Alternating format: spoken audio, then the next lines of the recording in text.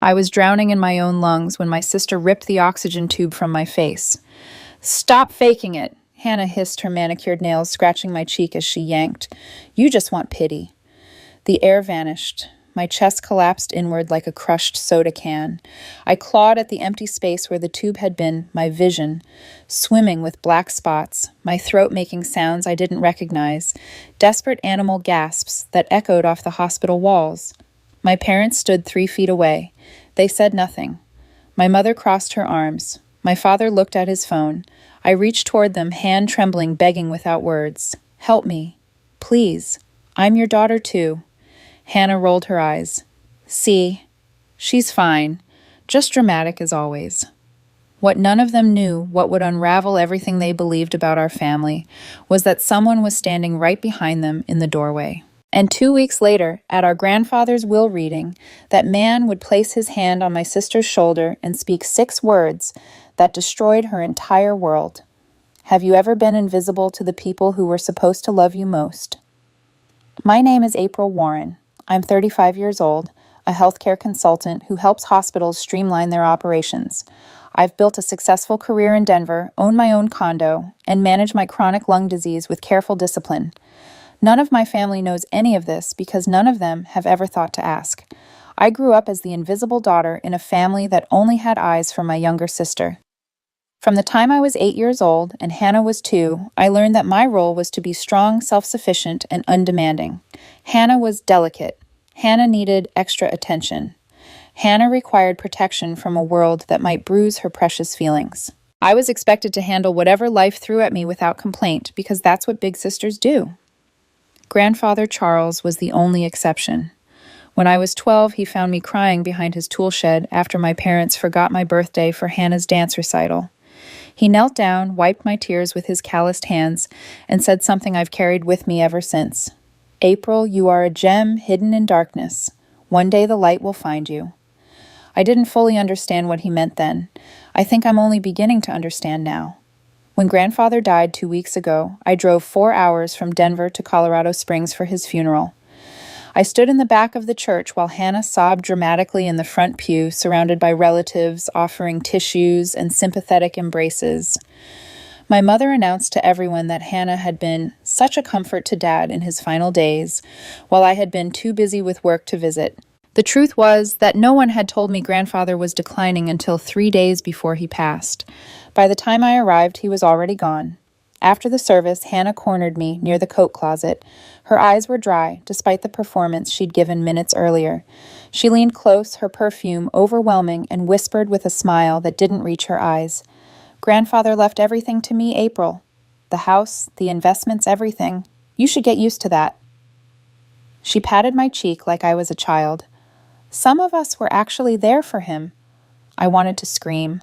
I wanted to tell her that I'd called Grandfather every Sunday for 15 years, that we'd talked about books and history and the meaning of life, while she was too busy posting photos of herself online.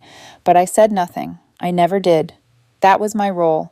The stress of the funeral, the grief, the altitude change from Denver, my lungs couldn't handle it. That night, I woke at 2 a.m., unable to breathe, my chest tight, as if someone had wrapped iron bands around my ribs. I called 911 and was rushed to St. Mary's Hospital, where doctors admitted me to the ICU and connected me to oxygen. When my family arrived the next morning, I expected concern. What I received was irritation. My mother stood at the foot of my bed with her arms crossed. "April, you always make everything complicated. We have the will reading to handle. Your father has to arrange the estate paperwork." Hannah examined her manicure. "She's probably faking it anyway. She always did love attention." I tried to explain that COPD wasn't something you could fake, that my oxygen levels had dropped dangerously low, but my mother just sighed and said they'd be back later after they handled more pressing matters. It was Hannah who stayed behind. She said she'd keep me company, but the moment our parents disappeared down the hallway, her expression changed. She glanced toward the door, confirming we were alone. That's when she ripped the breathing tube from my face, and that's when the door opened behind her. Dr. Marcus Keller stood in the doorway, his face unreadable, as he watched my sister step back from my bed. He moved quickly, reattaching my oxygen, checking my vitals, his hands steady and professional.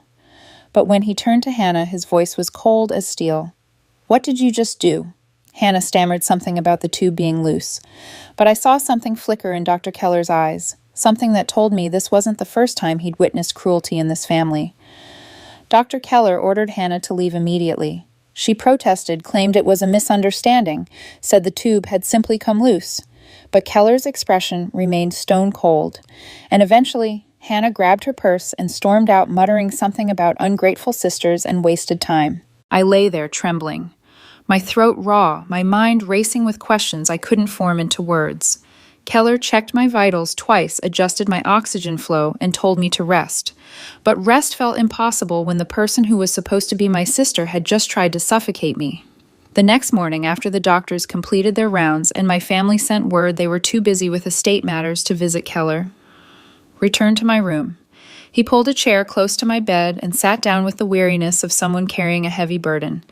He asked how I was feeling. I told him the truth. Physically, I was recovering. Emotionally, I was shattered. He nodded slowly as if he understood more than I realized. Then he said something that changed everything. He told me that meeting me here was not a coincidence. He had known my grandfather, Charles Warren, for 5 years. Charles had been his patient, coming in regularly for heart checkups and eventually for the surgery that was supposed to give him more time. During those years, they had talked about many things: family, regrets, the people Charles loved, and the people who worried him. My name came up often. I stared at him, unable to process what I was hearing. Keller continued.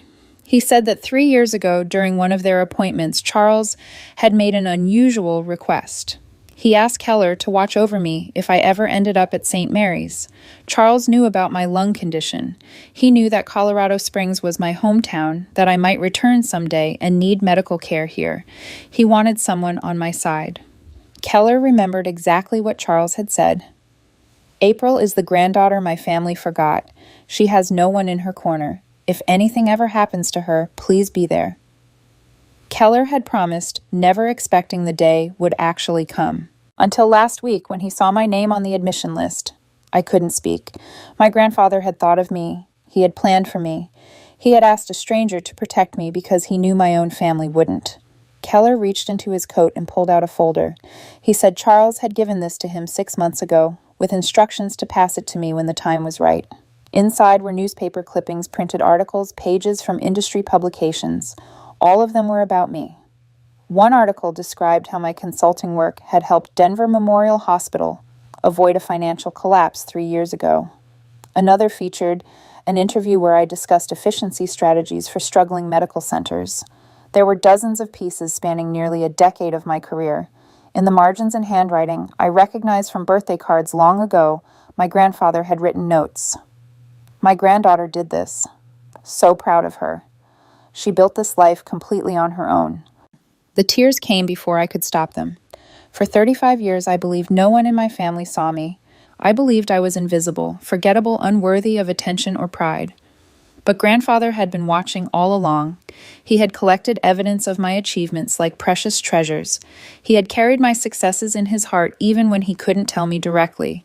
The realization broke something open inside me, something that had been locked away for decades. Keller gave me a moment to compose myself. Then his expression grew serious again. He said there was more I needed to know. Charles had confided in him about Hannah as well, and the picture was not pretty. My sister had made some terrible financial decisions 2 years ago. She had invested heavily in a business venture that collapsed completely, leaving her with nearly $200,000 in debt. She had hidden it from everyone, maintaining her lifestyle with credit cards, and borrowed money sinking deeper every month. Charles discovered the truth when creditors started calling his house looking for her. Hannah saw the inheritance as her only way out. She needed that money desperately. She needed it so badly that she would do almost anything to make sure she got it. Suddenly, Hannah's behavior made a different kind of sense. The cruelty wasn't just sibling rivalry or jealousy. It was desperation. She was a drowning woman grasping at anything that might save her, and I was standing between her and the life raft she believed she deserved. The door opened and a woman in scrubs entered. She introduced herself as Rosa Martinez, the night nurse taking over for the evening shift.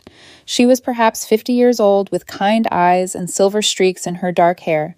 She checked my monitors, asked how I was feeling, then turned to Keller with a meaningful look. She said quietly that she needed to tell him something. She had been at the door yesterday when it happened. She saw everything. She saw my sister rip that tube from my face and stand there watching me choke. Keller asked if she would be willing to testify to what she witnessed. Rosa didn't hesitate. She said she had a 78-year-old mother at home. If anyone ever did something like that to her mother, she would never forgive them. She would absolutely testify. Then Rosa looked at me, and something in her expression shifted. She said there was something else I should know. She had worked at this hospital for over 20 years, and she remembered patients and their families. She remembered my grandfather. She was on duty the night he passed away. My blood ran cold. Rosa's voice dropped lower. She said that night my sister Hannah had come to visit. Late around 11, she insisted on staying with him alone. Rosa had thought it was sweet at the time, a granddaughter wanting private moments with her dying grandfather. But now, after what she witnessed yesterday, she wasn't sure anymore. "Your sister was there that night," Rosa said slowly. "Alone with him. And by morning he was gone." Rosa's words hung in the air like a dark cloud. I asked her to tell me everything she remembered about that night. She pulled a chair closer and spoke in a low, steady voice. She said my grandfather had been recovering well after his heart surgery. His vitals were stable. The doctors were optimistic he would be discharged within a week. Then Hannah showed up around 11 at night, saying she wanted to spend some quiet time with him. Rosa thought it was touching. She let Hannah into the room and continued her rounds. About 30 minutes later, the monitors started screaming. Rosa rushed back to find my grandfather had stopped breathing. She called the emergency team immediately, but it was too late. What bothered her most was Hannah's reaction. Most family members panic when something like that happens. They cry, they scream, they beg for help. Hannah just sat there in the chair by the window, perfectly calm, watching the medical team work on a man who was already gone. And there was something else. When Rosa checked the equipment during the chaos, she noticed the breathing tube had been displaced from its proper position. Not completely removed, but shifted just enough to compromise the airflow. She reported it to her supervisor, but there was no investigation. Elderly patients sometimes move in their sleep. Equipment shifts. These things happen. Rosa paused and looked at me with tired eyes. She said she had no direct proof of anything. She couldn't accuse anyone based on what she saw, but she knew something wasn't right, and apparently my grandfather knew it too. Because after Hannah's first visit to see him earlier that week, he immediately asked the nurses to contact his lawyer. He changed his will 3 days before he died. I turned to Keller and asked the question, burning in my chest. Would Hannah ever face charges for what she might have done to Grandfather Keller? Was honest with me. He said probably not. There was no concrete evidence, no witnesses to the actual moment, nothing that would hold up in court. The displaced tube could be explained away as accidental movement. Hannah would deny everything, and without proof, no prosecutor would touch the case. But Keller reminded me that Charles had known something was wrong. That's why he changed his will. That's why he had prepared for the possibility that Hannah might go too far. I lay there processing everything. For the first time in my life, I didn't feel sad or defeated. I felt angry, a cold, clear anger that sharpened my thoughts instead of clouding them. I didn't want revenge through the legal system. I didn't want to spend years fighting battles I couldn't win. What I wanted was the truth. I wanted my family to face what they had allowed to happen, what they had chosen to ignore for decades. I looked at Keller and Rosa and asked them directly, would they help me? Would they stand with me when the time came to reveal everything? Keller nodded without hesitation. Rosa reached over and squeezed my hand. She said she would be honored to help. The next day, my family showed up demanding that I check out of the hospital early. My mother complained about the expense. My father muttered about scheduling conflicts with the lawyer, and Hannah incredibly acted sweeter than she had in years.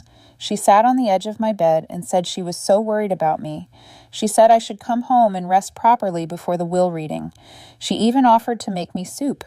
I looked into her eyes and saw the calculation behind the performance. She was scared, not of me, but of losing control of the situation. For the first time in my entire life, I didn't bend. I didn't apologize or accommodate or make myself smaller to keep the peace. I told her I would leave when my doctor said I was ready and not a moment sooner. Something flickered across Hannah's face. Confusion, maybe, or the first hint of fear. She wasn't used to me pushing back. I was discharged 2 days later, strong enough to walk on my own and breathe without assistance. Before I left, Keller handed me a sealed envelope. He said my grandfather had given it to him months ago with specific instructions. I was only supposed to receive it when I truly needed it. I opened it carefully and found a handwritten note in grandfather's familiar script. April, you are the only one in this family with a kind heart. Don't let them steal that from you. I read those words 3 times, feeling his love reach across the divide of death. He had been preparing for this moment all along. He had known what was coming, and he had made sure I wouldn't face it alone. The will reading was scheduled for 10 in the morning at Thomas Reed's law office downtown. When I arrived, my parents and Hannah were already seated, looking impatient and entitled. The door opened, and I walked in. But I wasn't alone. Behind me stood Dr. Marcus Keller and Nurse Rosa Martinez. Hannah's face turned white as paper. Hannah demanded to know why I had brought strangers to a private family matter. Her voice was sharp, but I could hear the tremor underneath. Thomas Reed, the lawyer, who had been grandfather's friend for 40 years, answered before I could. He explained that Charles had specifically requested their presence in his written instructions. This was not my doing. This was grandfather's final wish. Reed asked everyone to sit down. He was a tall man with silver hair and reading glasses perched on his nose, and he carried himself with the gravity of someone who had witnessed many family secrets over the decades. He began by saying that Charles had been very specific about how this gathering should proceed. He wanted all family members present. He wanted witnesses, and he wanted certain truths to come to light before the distribution of his estate was finalized.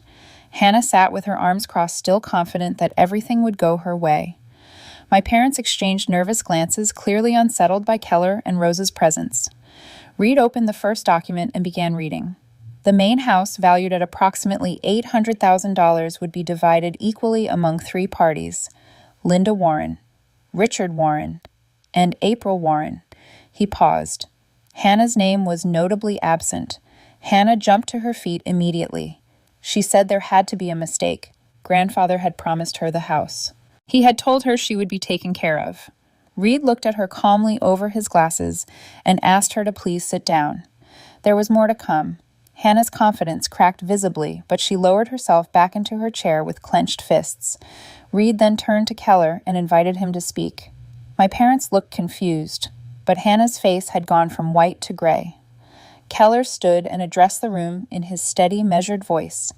He explained that he had been Charles Warren's physician for 5 years. During that time, Charles had confided in him about his family, his worries, and his hopes. Charles had specifically asked Keller to watch over me if I ever needed medical care at St. Mary's. He had said that I was the granddaughter the family forgot, and he wanted someone in my corner. Then Keller described what he had witnessed 3 days ago. He had walked into my hospital room to find Hannah standing over my bed. She had just ripped the breathing tube from my face. I was choking, gasping, unable to breathe, and Hannah simply stood there watching. He intervened immediately and saved my life. He looked directly at Hannah as he spoke, and she could not meet his eyes. Rosa stood next. Her voice was quieter but equally steady. She confirmed that she had been at the doorway and witnessed the entire incident. She saw Hannah remove my breathing tube. She saw Hannah make no attempt to call for help. And then Rosa added something that made my mother gasp. She said she had also been on duty the night Charles died. She described how Hannah had arrived late, insisted on being alone with grandfather, and closed the door. 30 minutes later, the monitors alarmed. When Rosa rushed in, she found the breathing tube displaced, and Hannah sitting calmly by the window, showing no distress at all. Hannah screamed that they were lying. She said this was a conspiracy against her, that I had paid these people to destroy her reputation. Reed raised his hand for silence. He produced a folder containing hallway camera footage from the hospital and nursing notes documenting the displaced equipment. The evidence was clear. Keller stood again and walked slowly toward Hannah. The room fell completely silent. He placed his hand on the table directly in front of her and leaned close. Then he spoke 6 words that seemed to stop time itself. "I saw what you did, Hannah." She froze like a deer caught in headlights. Keller continued without breaking eye contact. He said it wasn't just what she did to me. It was what she did to grandfather, too. Reed opened a second envelope and explained that Charles had written a letter specifically for Hannah to be read only at this gathering. He began reading aloud. "Hannah, I loved you the wrong way. I loved you with silence and false hope. I thought if I gave you enough, you would learn to love others. But I was wrong. I don't know exactly what you did, but I know what you didn't do. You didn't love your sister. You didn't respect me. You only ever saw what you could take. If you're reading this letter, it means you still haven't changed. I hope someday you'll understand that love cannot be bought and forgiveness cannot be demanded. Hannah broke down, but not in remorse. She screamed that this wasn't fair, that she deserved that money, that grandfather had no right to judge her. My mother tried to defend her, saying Hannah was just impulsive, that she didn't mean any harm. Keller cut her off. He asked my parents directly if they had known Hannah had problems for years. The silence that followed was answer enough. My father finally spoke, his voice broken. He said they thought if they loved Hannah enough, she would eventually change. I found my voice at last. I asked them, what about me? Didn't I deserve to be loved too? Neither of them could answer. Reed cleared his throat and opened the final envelope. He announced that there was one more section in the will. Charles had reserved this portion specifically for me. He read the details aloud. The entire room went silent. Reed read the details of grandfather's final gift to me, and with each word, I felt something shift inside my chest. Charles had left me the Mountain Retreat House in Estes Park, a beautiful property valued at $400,000. He had written in his instructions that this was the place where I could finally breathe freely away from the family that had suffocated me for so long.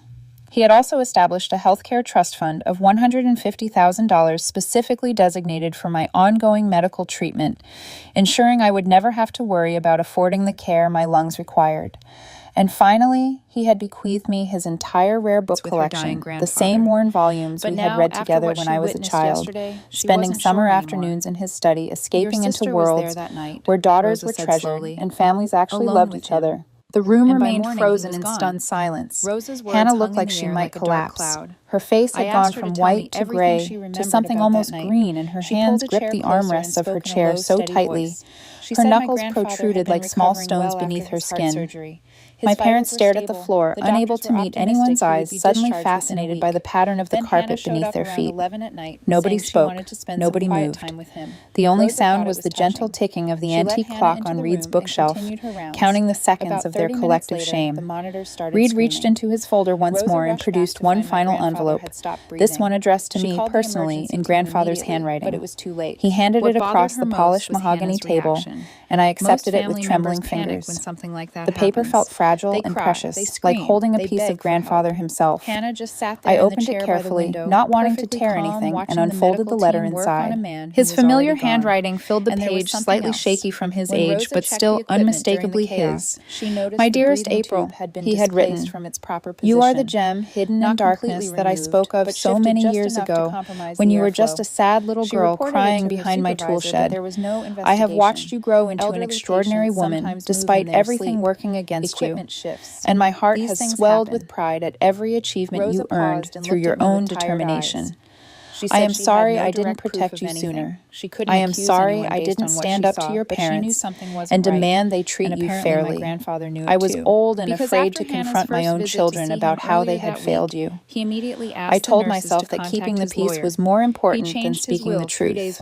I convinced myself that things would get better on their own, that your mother and father would eventually see what I saw in you. I was wrong, and I will carry that regret with me into whatever comes next. But through this will I want you to finally know what I should have said out loud every single day of your life. I always saw you, April. I was always proud of you. You built a beautiful life despite every obstacle, and you did it with grace and dignity that your sister will never understand. Live for yourself now, not for anyone's approval, not for anyone's permission, not for the hope that someday your family will finally love you the way you deserve. The light has finally found you, my precious girl. Step into it and never look back.